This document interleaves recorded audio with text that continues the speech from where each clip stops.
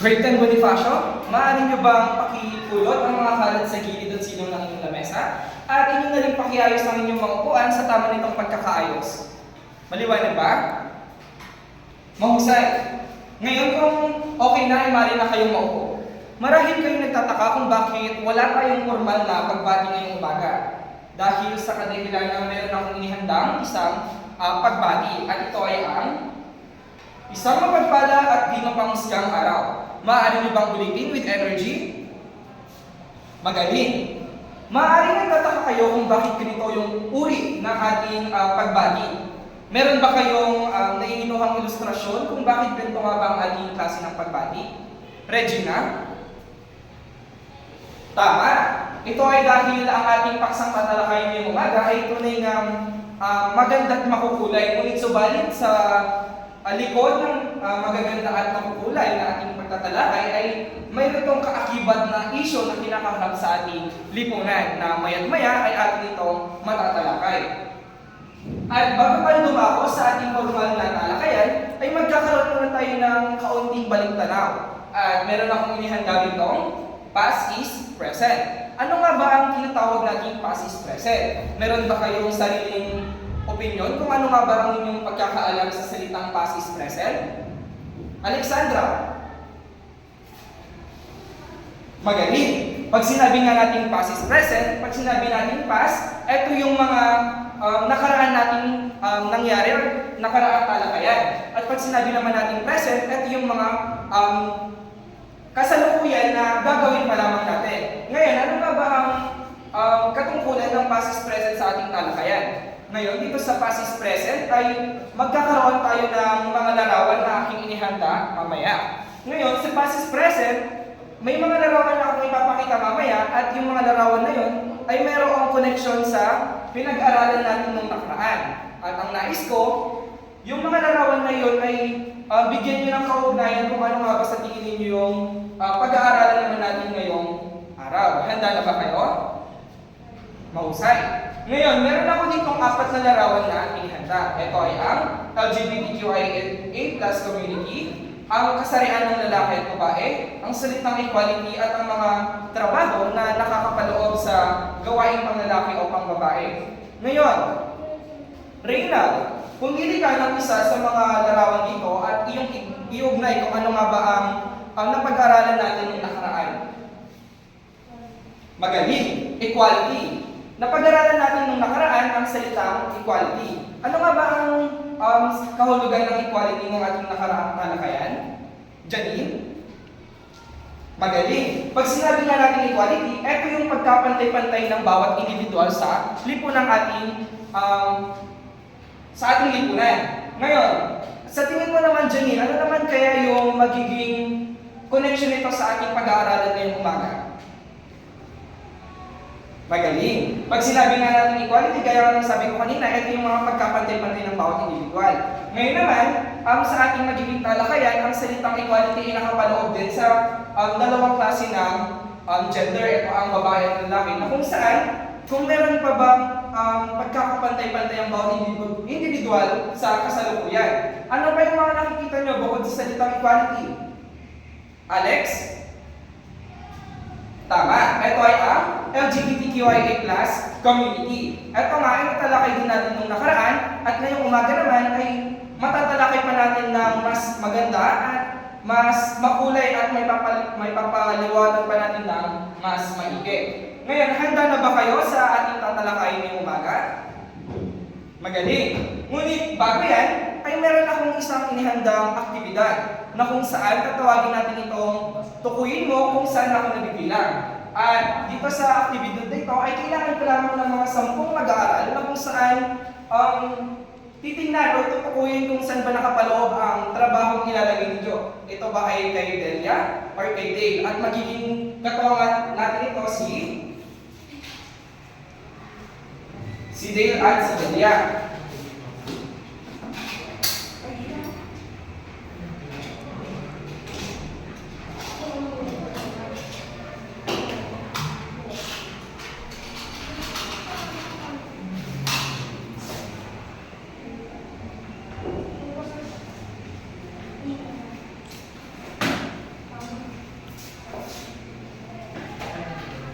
Kailangan ka lamang ng 10 mag-aaral na kung saan magdidikit ng mga larawan kung saan nga ba nakakap ang mga trabaho nito. Kung ito ba ay gawain pang lalaki, o gawain pang babae, o gawain kay Dale, or gawain kay Delia. Handa na ba kayo? Magaling! Inyong palakpakan ng inyong mga kaklase. Ayan, sa kanilang ginawa ay makikita nyo nga na mayroong tig-5 larawan sa dalawang nilagay na gender. Isang sa babae at sa lalaki, o kay Dale at kay Delia. Ngayon, sa makikita natin dito kay Dale, mayroong basketball, tricycle driver, nagsisibak ng kahoy, nag-iigib at karpintero. Ngayon, dumako naman tayo sa babae. Merong naluluto, nagpapina, nagsusuot ng Olympic modelo at naglalaba. Ito yung mga gawain na kung saan kinaklasifika natin ang bawat gender na mayroong pang-lalaki at pang-babae. Ngunit sa kasalukuyan, tingin nyo class, yung pagsisibak pa ng kahoy, tingin nyo ba, lalaki na lang ba ang gumagawa nito? Tama, hindi. Eh ang pag-iigib kaya ng tubig, tingin nyo, lalaki na lang ba ang gumagawa nito? Tama, hindi. Gayon din dito sa babae, lumawan naman tayo. Sa pagsuot kaya ng kulay pink na damit, tingin nyo babae na lang kaya ang kayang gumawa nito? Magaling, hindi. Ngayon, tingin nyo class, ano kaya yung pinapahiwatig ng gawain ito? Sige. Tama. Na dito sa ating ginawang aktibidad ay napapaloob yung diskriminasyon nung nakaraan. Na kung saan, meron lang mga gawain angkop na para sa babae at panglalaki na kung saan halimbawa ang pagmumodelo ng unang panahon, once na ginawa ng panglalaki ay maaari silang mabatikos o magkaroon ng diskriminasyon sapagkat ang pagkakaunawa lamang ng bawat individual ay ginagawa lamang ito ng mga pangbabae. Gayon din naman sa panglalaki. Pag ginawa ng mga babae ng unang panahon ang paglalaro ng basketball ay mababatikos sila o magkakaroon ng diskriminasyon sapagkat pagkakaalam na ng bawat individual, lalaki lamang ang may kakayahang maglaro ng basketball. Ngunit kung ikukumpara natin yung noon sa ngayon, ay tunay nga na kahit saan diyang gawain ay kayang gawin ng both gender. Basta kaya nilang gawin at kaya magawa nila ito ng tamaan maayos. Naiintindihan mo, class? Mahusay. Ngayon, sa mga aktibidad na ginawa natin, meron na ba kayong nahihinuha kung ano nga ba ang pag-aaralan natin ngayong umaga? Reynald? Magaling! Ang pag-aaralan na natin umaga ay ang mga issues sa kasarian at lipunan. Ngayon class, bago tayo dumako dito sa mga issues sa kasarian at lipunan, meron tayong tinatawag na diskriminasyon. Ngayon class, gusto ko na yaman tayo ay meron ng ginawang aktibidad na kung saan nakikita nga natin na merong diskriminasyong nangyari noong unang panahon hanggang sa kasalukuyan. Nais ko sana na magkaroon kayo ng mind mapping about sa salitang diskriminasyon. Magbigay lamang kayo ng inyong mga sariling ideya kung ano nga ba ang naiisip ninyo or sumasabi sa inyong isipan kung ano nga ba yung salitang diskriminasyon. Jonali? Bullying. Ano pa? Raymond? Magaling. Ito ay ang pagkakasiraan ng bawat individual. Pwede. Ano pa? Irish? Pagkakasakitan? Pwede. Ano pa? Yung gusto ko yung malinaw or mas mababaw na ilustrasyon na kung saan pwede nating makuha sa salitang diskriminasyon. Ano pa? Sige, Osua, pang-api. Ayan, yung mga sinabi ng mga salita ay nakapaloob na sa tinatawag nating diskriminasyon. Kaya atin kang alamin kung sa mga sinabi ng mga salita ay naangkop ba siya dito. Ayan. Pag sinabi natin diskriminasyon, ito ay ang anumang pag-uuri, exclusion o restriction batay sa kasarian na nagdalayon o nagiging sanhin ng hindi pagkilala, paggalang at pagtamasa ng lahat ng kasarian na kanilang mga karapatan o kalayaan. Ito rin ay tumutukoy sa mga negatibo at di makatarungang pagtuturing o pagtrato sa isang tao base sa kanyang mga katangian. Kaya't magaling sapagkat yung mga sinabi ninyo kanina patungkol sa diskriminasyon ay tunay na nakapaloob sa salitang diskriminasyon. At ngayon, kung ating tutukuyin ng maigit dito sa salitang diskriminasyon, mayroong 3 keywords. Ito ay ang pag-uuri, exclusion o restriction. Pag sinabi natin pag-uuri class, ito yung gender na binabase na kung saan nag-uuri ang bawat individual. Na kung saan basihan lamang sa babae at sa lalaki. Gaya nga ng ating activity kanina, na mayroong mga angkop na trabaho na para lamang sa lalaki at para sa babae. Gayun naman sa exclusion. Pag sinabi natin exclusion, exclusive or exclusivity. O yung pagsasama ng bawat individual sa ating lipunan. Ngayon, dito sa exclusion, yung pagsasama ng bawat individual, tumutukoy dito yung mga katangian natin physical, kung matangkad, maliit, mataas ang ilong, o mababa, o kung anong organisasyon ka nabibilang. Gayon din naman sa restriction, kung anong kultura o tradisyon na iyong mga pinagmulan. Naiintindihan ba, class? Mabuti kung gano'n. Ngayon, dumako naman tayo. Sa salitang diskriminasyon, meron itong 7 bakuran. Maaari niyo bang basahin? Sabay-sabay, class. Magaling. Ito nga ay ang kasarian, pagkakakilanlan at pagpapahayag ng kasarian, etniko, relihiyon o iba pang paniniwala, kapansanan, kalagayan, sexual na orientasyon at edad. At itong isa-isahin, class. Ano nga ba ang tinatawag na kasarian? Sabi dito, mula sa 1.33% na equality score, bumaba ito ng 0.87%. Mababa din ang grado ng bansa pagdating sa mga babaeng may posisyon sa gobyerno, 0.2% kung saan ang pinakamataas ay 1%. Maaari din sabihin na hindi pa lubos na ramdam ang pantay na pagtingin sa babae at lalaki. Yun yung ibig sabihin ng kasarian kung kahit nagkakaroon ng diskriminasyon pagdating sa kasarian class. Sapagkat gaya nga ng kaninang aktibidad, merong mga trabaho lamang na nakapaloob para sa lalaki at para sa babae. Doon pa lang class, pumapasok na yung salitang diskriminasyon. Na kung saan pwede naman itong gawin ng both gender as long as kaya nila itong gawin ng maayos. Ngayon, dumako naman tayo sa pangalawa. Dumadanas ang mga estudyante sa maraming lugar sa Pilipinas ng bullying at diskriminasyon. Sa kasalukuyan, dahil sa orientasyong sexual at identidad sa kasarian, ayon sa ulat ng Human Rights Watch. Ibig sabihin, marami rin ang nadi-discriminate or nagkakaroon ng diskriminasyon dahil sa katangiang physical or kaanyuan ng gender ng bawat individual. Ibig sabihin, once na ang isang tao ay nagpahayag ng kanyang totoong kasarian, ibig sabihin, halimbawa, si Regina, isa siyang babae, ngunit bigla siyang nagsabi sa kanyang eskwelahan na siya isang bisexual or lesbian, marami yung bumabati ko sa kanya sa kanyang kasarian, bakit siya naging ganito, bakit siya naging ganyan, dapat ganito lang siya. Doon pa lang dinidiscriminate na siya na ng bawat individual na kung ano yung status niya, dapat yun na lang yun. Doon pa lang meron ng diskriminasyon na nangyayari. Susunod naman ay may kinalaman din ng diskriminasyon sa hindi ka nais-nais na pagturing sa isang tao dahil mula siya sa partikular na laki o dahil sa mga personal na katangian na umuni sa laki. Kaya nga nang sinasabi ko kanina, maaaring nagkakaroon din ng diskriminasyon ng bawat individual dahil sa mga pangkat na kanilang pinagmulan. Ngayon ay ang mga mostly na nadi-discriminate is yung mga tribo-tribo or mga Aita, mga Ifugao, mga ganyan. Na kung saan, di ba, iba yung kulturang kinagis nila kaysa sa atin. Sila ay merong sariling pangsuot, meron silang sariling kultura o tradisyon na sinusunod kumpara sa ating mga normal na mga tao. Ngayon, doon pa lang, binabatikos na sila dahil sa kanilang kasuotan o sa uri ng kanilang katayan sapagkat sila ay maaaring maitim, pango o ganyan. Doon pa lang, meron ng diskriminasyon na nalilikuha.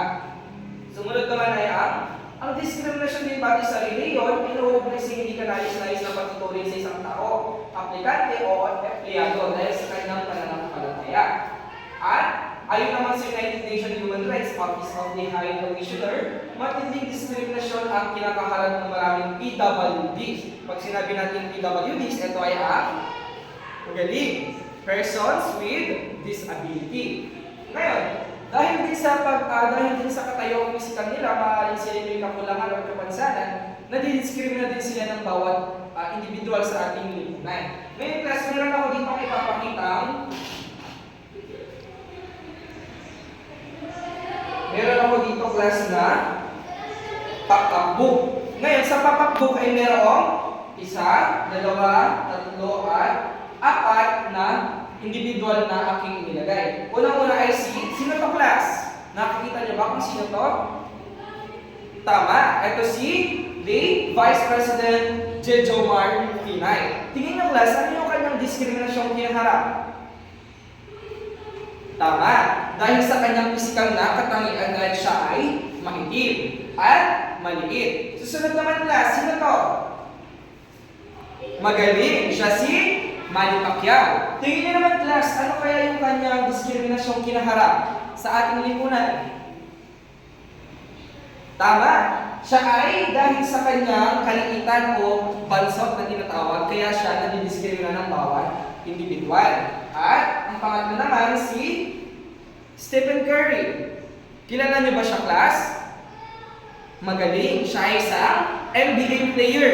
Ngunit kahit siya ay isang sikat at NBA player ay nadidiskrimina pa din siya dahil sa kanyang taas or klase ng height na tinatawag. At ang last ay si Willie Revillame. Saan siya nakikita class? Wawawin. Tama? Nadidiskrimina siya dahil kahit siya isang host, ay meron din daw siyang mababang uri ng pag-aaral na nakuha. Kung kaya siya ay nadidiskrimina. At ang kamuling class, meron tayo dito si Geraldine Roman. May nakakakilala ba kay Geraldine Roman class? Wala. Ngayon class, si Geraldine Roman, siya ay isang transgender o kauna-unahang transgender na sumabak sa politika. Siya ngayon ay siya din ang isa sa mga nagtatayo o lumalaban sa panig ng tinatawag na SOGI Bill, na kung saan ang SOGI Bill ay naglalayong mapangalagaan at maproteksyonan yung bawat sexualidad na orientasyong meron ng bawat individual patungkol sa kung ano nga ba sila at kung sino nga ba sila.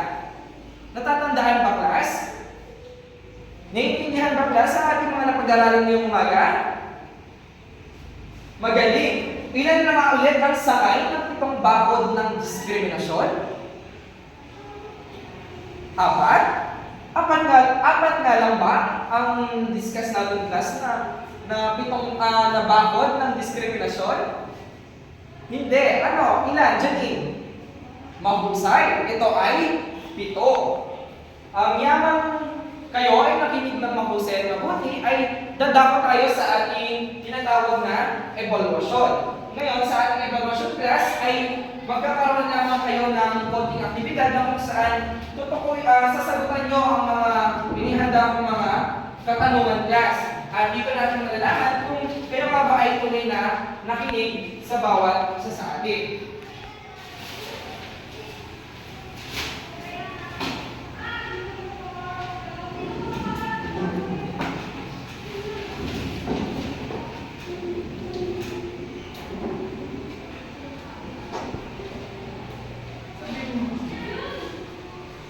Nababasa ba class?